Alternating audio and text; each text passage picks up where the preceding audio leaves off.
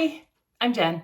Thanks for dropping by. In today's video, I'm talking about my wish, my hope, to continue making a mindset switch or shift.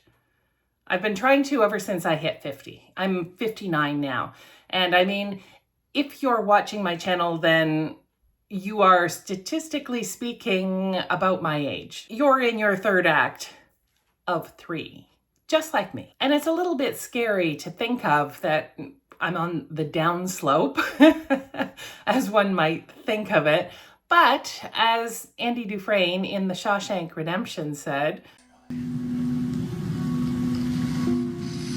get busy living, you get busy dying. And the context for Andy in the movie is a choice between, on one hand, accepting the limitations of prison life, or making a conscious effort to live freely and fully, even though it's more difficult to do it that way. Now, I'm not saying that your life or my life is anything akin to a prison, but if you live in, work in, try to fit into an organized society, and prison is an organized society, then there are rules, both written and unwritten, that place limitations on your behavior. Now, societal rules are good things. Societal rules give a baseline model of behavior that one can expect when meeting someone new.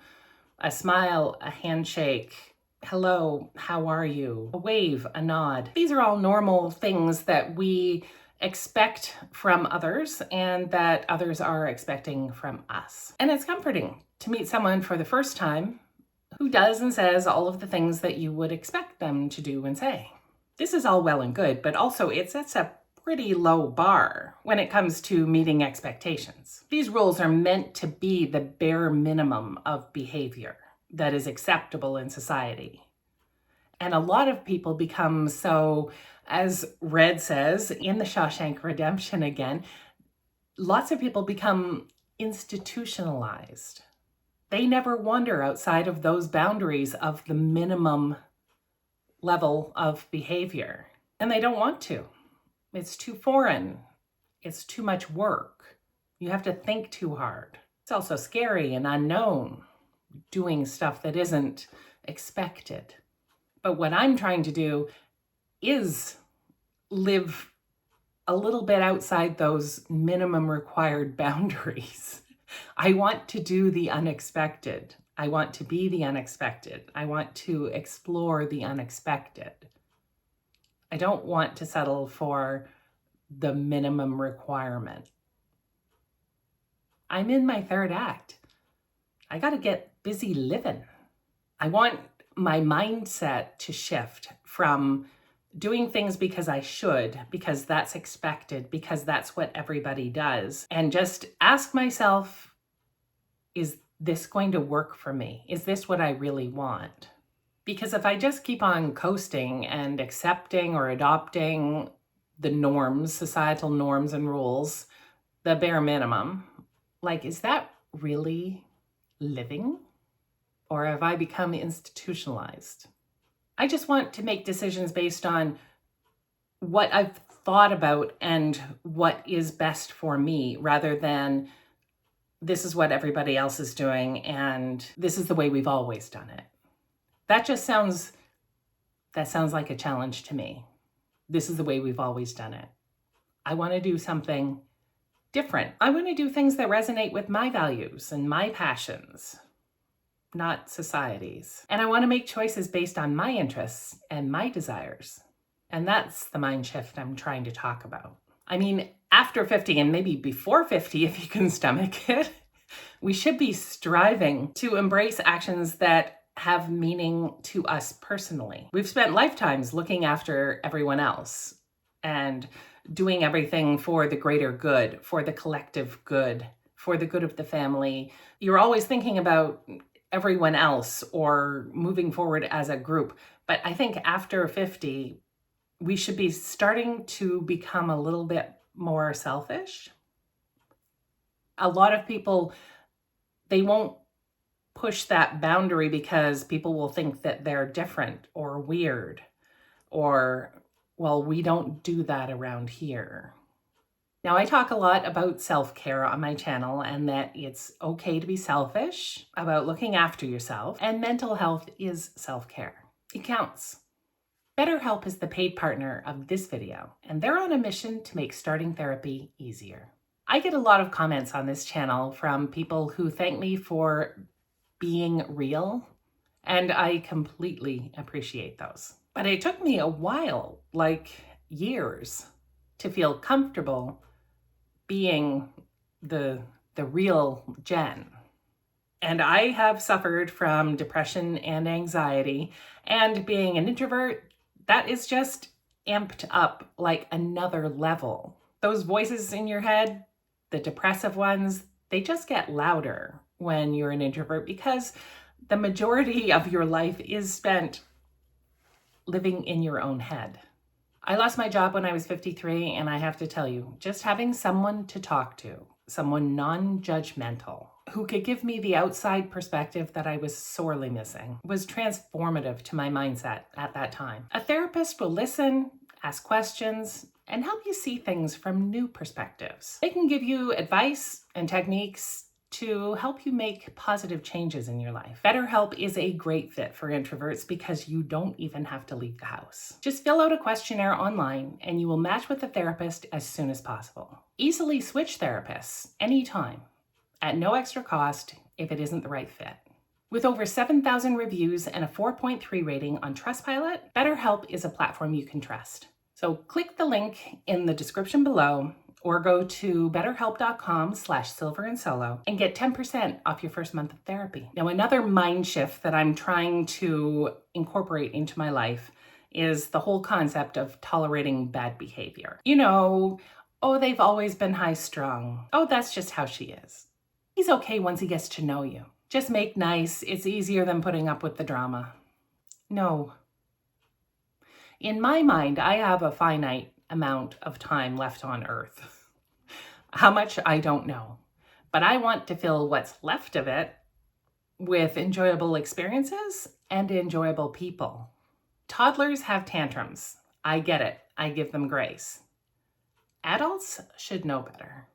I just don't have time to waste on bad behavior from an adult. The societal expectation bar is not set very high. And if some adult can't even meet that very low bar, then I'm out. I have more important things that are important to me to be on about. Trying to change people is another one. And this is related to putting up with bad behavior from adults. There's a quote from the American author and poet Maya Angelou. And she says, when someone shows you who they are, believe them the first time.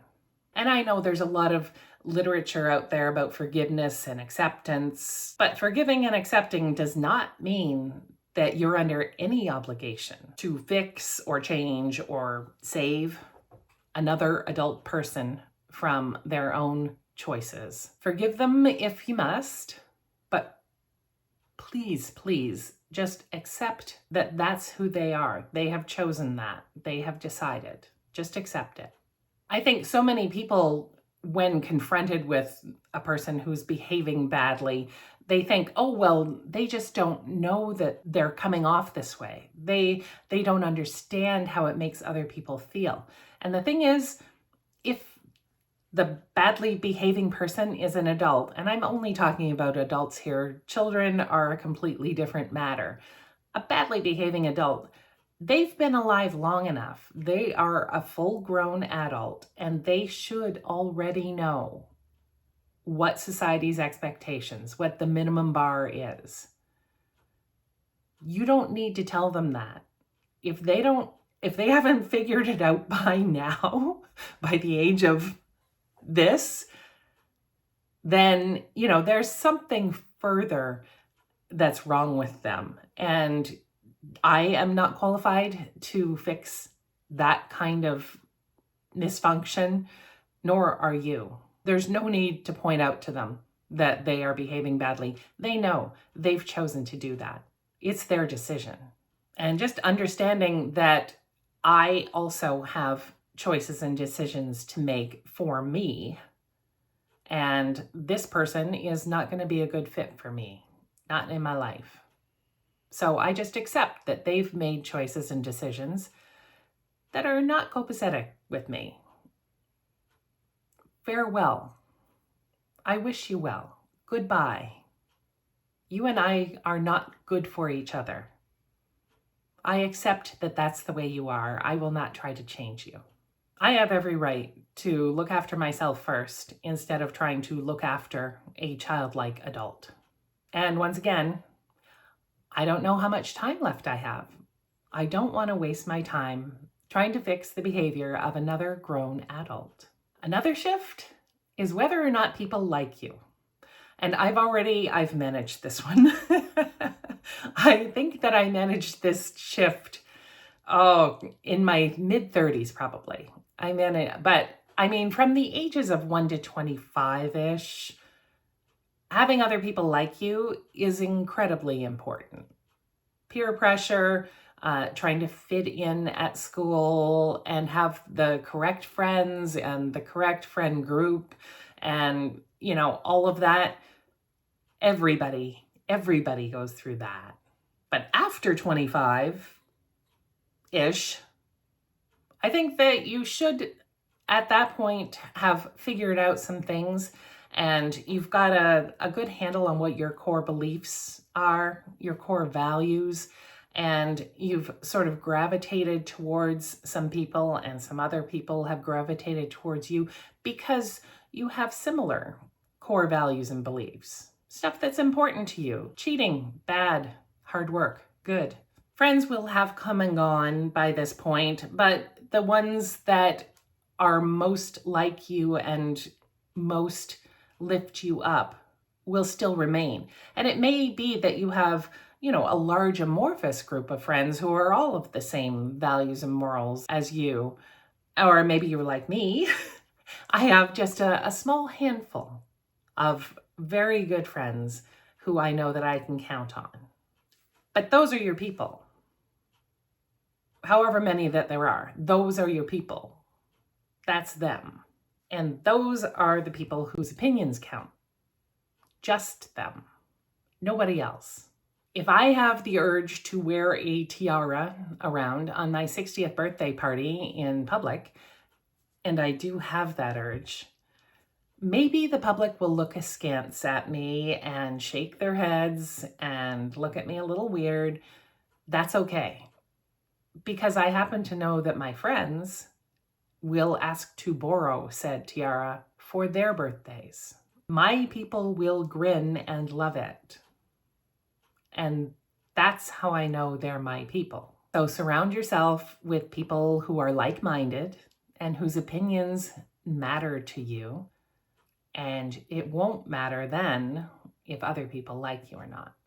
Now, if you don't have people around you who are like-minded, well, it's probably because you haven't really figured out who you are yet.